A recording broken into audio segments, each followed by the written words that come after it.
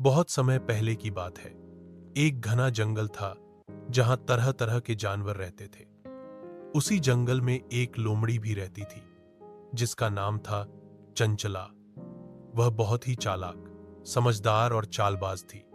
जंगल के सभी जानवर उसकी चतुराई से डरते थे और उसे धोखा देने की हिम्मत नहीं करते थे। लोमड़ी और भूखा शेर। एक बार की बात है, जंगल में बहुत तेज गर्मी पड़ी। नदियां सूख गईं, पेड़ मुरझा गए और शिकार मिलना मुश्किल हो गया।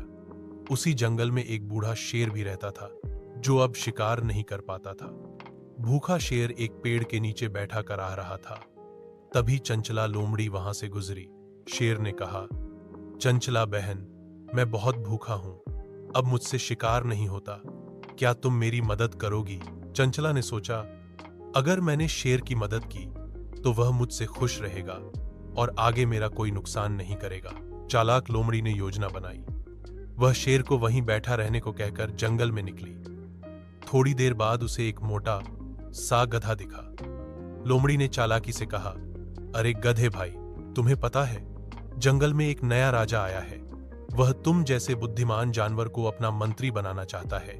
गधा पहले तो हंसा, लेकिन लोमड़ी की मीठी मीठी बातों में आ गया। वह बोली, राजा तुम्हारा इंतजार कर रहा है, चलो मैं तुम्हें ले चलती हूं। लोमड़ी गधे को शेर के पास ले आई।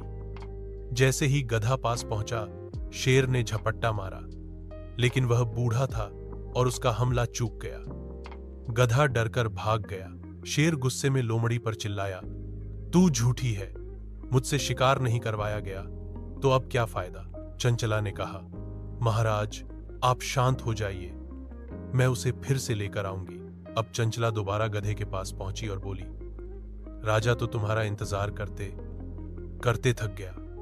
उन्होंने कहा, जो पहली बार नहीं आता उसे दूसरी बार जरूर आना चाहिए, तभी वह सच्चा मंत्री कहलाता है। गधा कुछ झिझका, लेकिन चंचला की बातों में फिर फंस गया और उसके साथ चल पड़ा। इस बार शेर तैयार था।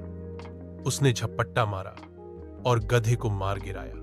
शेर ने गधे को खाने की तैयारी शुरू की, लेकिन थका हुआ शेर पहले पानी पीने चला गया।